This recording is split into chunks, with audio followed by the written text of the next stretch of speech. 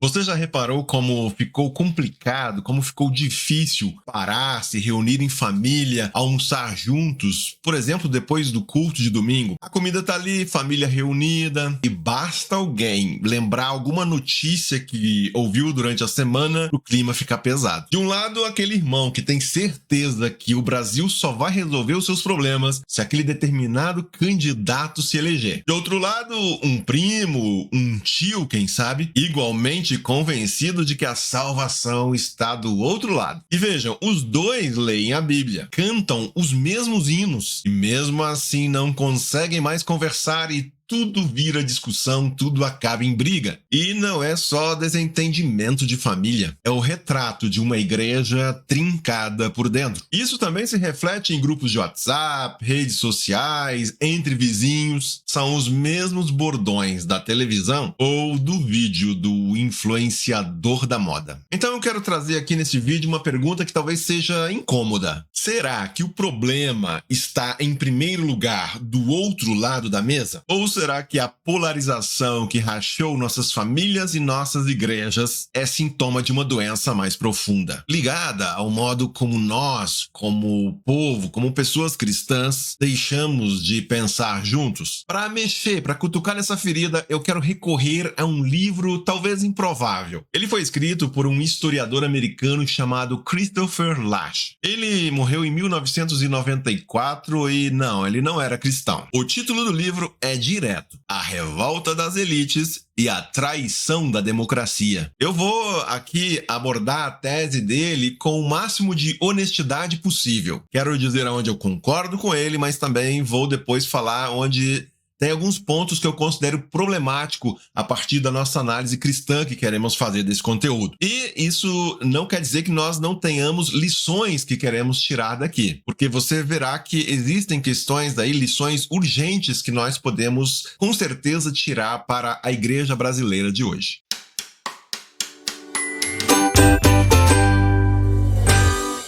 Então vamos lá, a tese de Lasch é a seguinte: durante boa parte do século XX, quando se temia pela democracia, quando a democracia parecia ameaçada, os analistas tendiam a olhar para baixo, para o que nós chamamos de povão. O receio era que dali pudesse vir uma espécie de revolta, de rebelião. O filósofo espanhol Ortega y Gasset deu o seguinte nome a isso. Ele chamou esse temor de a rebelião das massas. O receio era de que o homem comum, a pessoa sem cultura, sem senso de limite, arrastasse a civilização para a mediocridade e de volta à barbárie. Lasch, porém, segue numa outra direção. Para ele, a ameaça mais séria à democracia não vem de baixo, vem de cima. Quem se revolta é a elite. Mas aí vem a pergunta: se revoltou como? E afinal de contas, que elite é essa? A elite a que se refere esse livro não é aquela velha elite que nós costumamos conhecer a partir das nossas pequenas cidades. Não são aqueles velhos ricos de sobrenome conhecidos. Sabe, aqueles conhecidos, aqueles nomes conhecidos nas cidades que já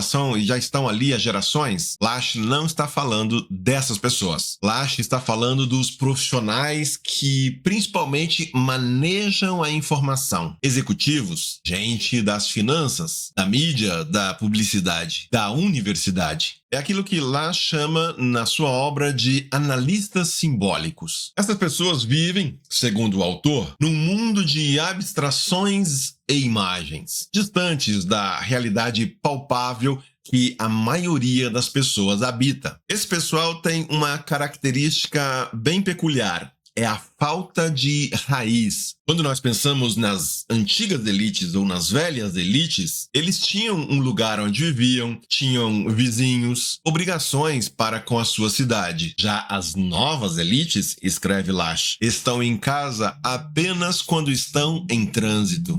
É como se elas estivessem mais no avião do que em casa. A lealdade delas é mais internacional do que nacional. Sentem-se cidadãos do mundo, mas, como Lasch observa, sem aceitar as obrigações, as responsabilidades que a cidadania realmente implica. Aí vem o que ele batiza como a secessão das elites. É a separação. Em vez de sustentar a vida comum, os privilegiados se retiram dela. Pagam escola particular, segurança particular, plano de saúde particular, vivem em condomínio fechado. Sim, eles constroem um mundo paralelo, confortável e, claro, perdem o interesse pela escola pública, pelo sistema público de saúde, pelo hospital, pela cidade que dividem com os outros. A elite não precisa mais conviver com o povo. E, claro, quem deixa de conviver, deixa de entender. E não demora muito para começar a desprezar. Esse desprezo tem um nome que até soa nobre: meritocracia. E aqui Lasch é cirúrgico. A meritocracia, escreve ele, é uma paródia da democracia. A democracia prometia uma igualdade de base. A ideia de que a dignidade e a cultura deveriam alcançar a todos, não importa a classe social. A meritocracia substitui isso por uma espécie de corrida. Abre, em tese, a porta para qualquer talento. E com isso convence o vencedor de que ele merece tudo aquilo que ele tem. E o perdedor, por sua vez, precisa se convencer de que é assim que as coisas são. O sucesso vira fuga, vencer significa escapar do rebanho, deixar para trás o lugar de origem, a vida comum. E é nesse ponto que Lasch toca numa ferida que o cristão deveria sentir bem: a perda de respeito pelo trabalho comum. Ele nota que as classes pensantes estão fatalmente afastadas do lado físico da vida. Eles imaginam que o trabalho de verdade é o trabalho mental, feito num escritório, diante de uma tela. O pedreiro, o lavrador, o diarista, mecânico, quem produz o alimento, quem constrói o abrigo, essas coisas de que todos nós dependemos, esses se tornam invisíveis. E assim, a única relação que a elite mantém com o trabalho concreto é a de consumidora. Quando as elites elas se retiram da vida comum, sobra uma democracia oca. E é aqui que entra o que Lasch chama de democracia terapêutica. A palavra democracia, diz ele, virou quase sinônimo de autoestima. Trocamos a linguagem da cidadania e da responsabilidade pela linguagem do bem-estar emocional. Diversidade, empoderamento, o direito de se sentir bem consigo mesmo. Tudo isso soa legal, soa generoso. No fundo, é um jeito de não encarar os problemas reais e mais difíceis. Aqueles que não se resolvem apenas com um elogio. E junto disso vem ainda mais um aspecto que é a deterioração do debate. Lasch lembra aqui de Walter Lippmann, que é um dos pais do jornalismo moderno. Ele já considerava o cidadão comum incapaz de julgar assuntos complexos. Então, é melhor entregar as decisões aos especialistas e dar ao cidadão médio apenas a informação pronta. E o resultado disso é paradoxal. Nunca tivemos tanta informação e nunca o cidadão comum esteve tão desinformado, tão por fora da conversa. Quando você repete para alguém por anos que ele não tem competência para pensar, ele para de tentar. E uma sociedade que perdeu a arte de discordar com argumento só sabe gritar por detrás de trincheiras ou por detrás de teclados, consumindo manchetes sem ler a reportagem completa. É difícil não reconhecer, diante de tudo isso que eu estou dizendo aqui, um retrato também da igreja. Paramos de argumentar e começamos a torcer, cada lado fechado em seu dogma político, blindado contra a conversa, repetindo frases prontas, os bordões do seu próprio grupo. E vejam, Lasch, ele escreve sobre a América dos anos 90. Mas qualquer um de nós, qualquer brasileiro, reconhece o retrato. Então, até nesse momento, eu estou falando de um diagnóstico social que Lasch está fazendo. O que surpreende e aquilo que me interessa aqui nesse livro é como ele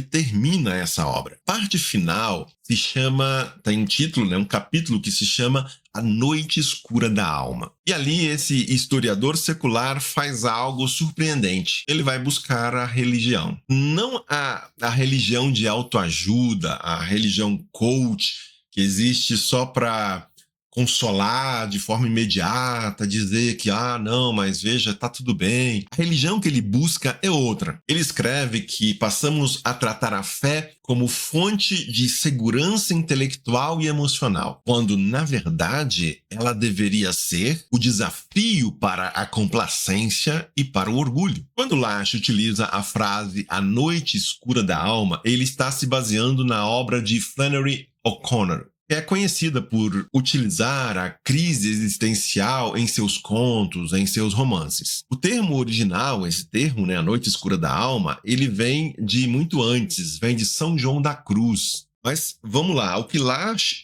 está fazendo aqui, ele está percebendo que a cultura terapêutica é, no fundo, uma fuga. Fuga da vergonha, fuga da culpa, fuga do limite, fuga da morte. E que a fé séria faz o contrário daquilo que a elite gostaria. Porque uma fé genuína, ela não bajula. Uma fé genuína confronta. E vejam só, para aprofundar, para sustentar essa ideia, ele recorre ao livro de Jó, no Antigo Testamento, ele recorre a William James e, entre todos os nomes possíveis, a Jonathan Edwards, um teólogo puritano do século XVIII. Lasch cita Edwards para dizer o seguinte, que a verdadeira virtude não nasce do amor a si mesmo, nem da gratidão por ser amado, mas da entrega a um ser maior, e ordena as coisas sem nos pedir licença. E ele resume tudo numa frase que talvez para alguns é como um soco no estômago. O segredo da felicidade está em renunciar ao direito de ser feliz. Para o autor, esse seria o paradoxo central da fé. Não se trata de nenhum apelo ao sofrimento gratuito, mas uma crítica profunda a essa mentalidade secular e também terapêutica que domina a sociedade contemporânea. E o curioso é que nós temos aqui um historiador que não professava a fé cristã. Temos um historiador que está encerrando seu livro sobre democracia, citando um puritano e o livro de Jó. Então, só por isso já é suficiente para merecer a nossa atenção. E chego então aqui onde eu quero, com respeito, dizer para vocês onde eu concordo e onde eu não posso acompanhar as ideias de Lasch. Eu concordo com ele em quase todo o diagnóstico. Lasch enxerga com uma lucidez rara num autor secular que a doença da nossa época é espiritual antes de ser política. O desprezo pelo trabalho comum, a fuga da vida comunitária, a recusa das pessoas a qualquer limite, o culto ao controle, tudo isso tem a forma do velho pecado de sempre.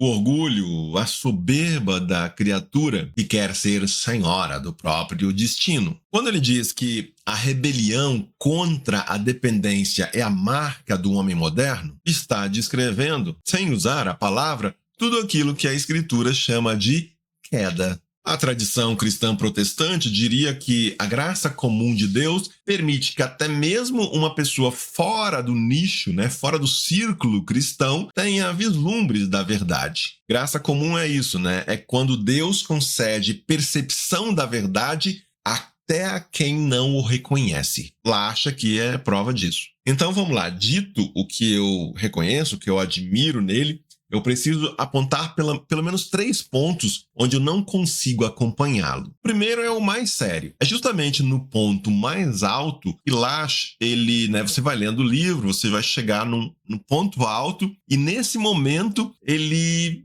nos deixa na mão. Sabe quando você fica naquela sensação, mas e daí? Lasch, ele quer o fruto, mas ele despreza as raízes. Ele admira a fé que confronta o orgulho, a fé que impõe limites, que arranca o homem, o ser humano, do seu narcisismo. Só que ele trata essa fé como um remédio útil, uma disciplina saudável, e não como resposta a um Deus vivo que de fato fala, que de fato existe, e julga, que salva. É uma fé pela fé, sem o objeto da fé. A renúncia ao direito de ser feliz, que ele elogia, ele o faz sem Cristo. E esse tipo de atitude, de postura, não passa de estoicismo. É você resignar-se diante de um universo indiferente. No Evangelho, isso tem outro endereço. Ali, nós abrimos mão de sermos o centro porque há um pai que na cruz se entregou primeiro. Jonathan Edwards, por exemplo, o teólogo que lá cita, não falava de um ser anônimo, genérico, uma força distante, uma energia impessoal qualquer. Ele falava do Deus Trino, santo e bom. E Jesus lida com o orgulho não apenas o repreendendo, mas o crucificando. O segundo ponto é um aspecto que o próprio Lasch, de alguma forma, admite. A tentação da nostalgia, de procurar a redenção num passado idealizado. Ele fala da América rural, o pequeno produtor virtuoso. Poderíamos lembrar aqui das paisagens bucólicas, né? A paisagem do interior que dá aquela saudade. Muitos estão deixando os grandes centros e fugindo para o interior em busca de uma vida melhor, uma vida mais pacata, uma vida mais tranquila, uma vida mais segura. Mas vejam, o cristão, ele honra a raiz, ele honra o lugar onde ele está. Mas ele não deposita a sua esperança num passado que não volta mais. A nossa esperança é a nova criação, a cidade que há de vir. E há ainda um terceiro cuidado que eu preciso chamar a atenção aqui, e esse chama a atenção numa direção oposta para que nós, cristãos, nós não caiamos num exagero contrário. A fé não se reduz a um confronto sério e rigoroso o tempo inteiro. Vejam, Lasch, ele está certo quando ele quer demolir a religião açucarada, a religião da autoajuda. Mas o evangelho também é boa notícia. O evangelho é graça. A mesma cruz que confronta o orgulho, abraça o pecador. O remédio que amarga também cura. Então é isso. Vamos agora, para finalizar, perguntar o que nós podemos tirar de lição de tudo isso até que nós já falamos até aqui. O que um cristão, um cristão brasileiro dos dias de hoje pode aproveitar de tudo isso? O que nós podemos aprender? Bom, talvez duas coisas mais urgentes que eu poderia destacar. A primeira é retornar a uma vida mais próxima das pessoas comuns. Aqui eu estou falando da vivência comunitária mesmo. A elite que Lasch menciona, ele disse que ela só se sente em casa quando está em trânsito. E vejam só, boa parte de nós, talvez sem perceber, virou cristão de trânsito também, ou cristão em trânsito. Nós tratamos a igreja como um produto para ser consumido. Enquanto agrada, eu fico. Quando desagrada, troco, como quem troca um aplicativo.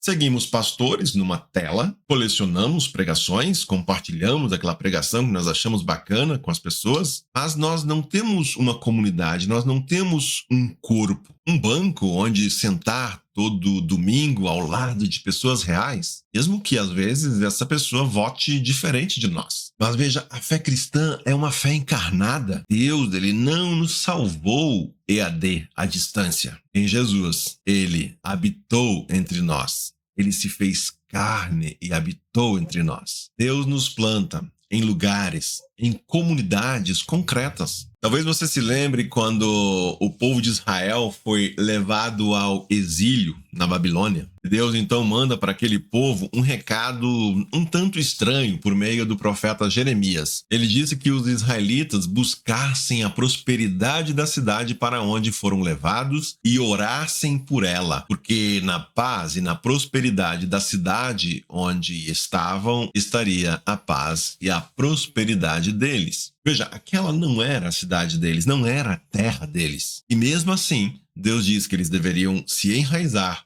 plantar, cuidar tomar aquela cidade como se fosse sua. Isso é o oposto da elite que se isola por detrás dos muros do condomínio fechado. E talvez seja o antídoto mais concreto para a nossa polarização política. Você concorda que é difícil odiar um irmão de campo político, mesmo oposto, quando você parte o pão com ele na ceia, toda semana, todos os domingos no culto? Quando você conhece a história dele, você segurou a mão dele, você orou por ele quando o filho dele estava doente. A comunhão encarnada cura o que a trincheira virtual envenena. Precisamos retornar ao convívio de pessoas reais, de carne e osso, de quem podemos olhar nos olhos.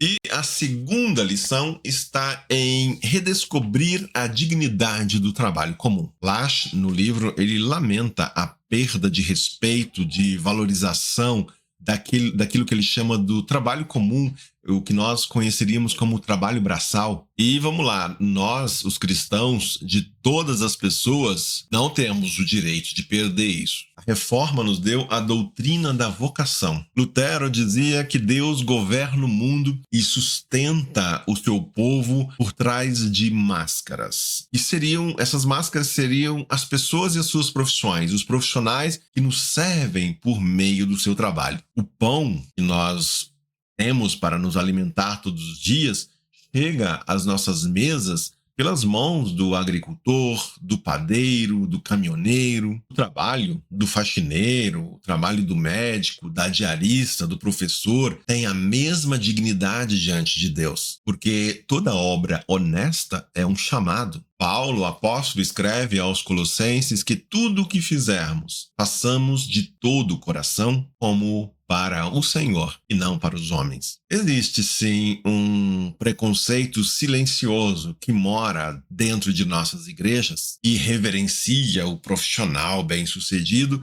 e mal enxerga o trabalhador comum sentado ali na mesma fileira. Essa diferenciação de classes é o que Lasch chama de meritocracia vestida de roupa de domingo. O Evangelho desmonta isso. Nossa dignidade não depende de classe social. E essa dignidade é o que fecha tudo isso que nós estamos trazendo aqui nesse vídeo. Lasch, ele acusa a elite porque ela declara o cidadão comum incompetente para pensar a vida pública. Parte-se do princípio de que o povão é incompetente para pensar aquelas coisas que realmente importam. Porém, a fé cristã impulsiona para o lado oposto. O crente comum não precisa terceirizar o seu juízo para o especialista, para o influenciador, para o porta-voz do seu grupo. Temos a palavra, a consciência a ser formada, a capacidade de discernir. Ser um cidadão consciente e bem informada não é privilégio apenas de uma elite. É parte de viver com seriedade diante de Deus, no lugar onde Ele nos colocou. Voltando então à mesa de almoço de domingo. A cura daquela divisão não virá de um lado vencer o outro no grito. Virá, se vier, de cristãos que voltaram a viver numa igreja e num lugar que trabalham com honra e respeitam quem trabalha. Conhecem o próprio limite diante de Deus. E, por isso mesmo, não precisam ter razão a respeito de tudo. Lasch enxergou o problema com clareza, mas não foi adiante. A nós compete seguir em frente. Sim, dar o passo adiante. A democracia que ele temia perder, a igreja que nós tememos perder, dependem, no fim, da mesma coisa. Gente enraizada que serve, que pensa, e não confunde estar no controle com estar com Deus. Então, que Deus abençoe você e seja você uma bênção.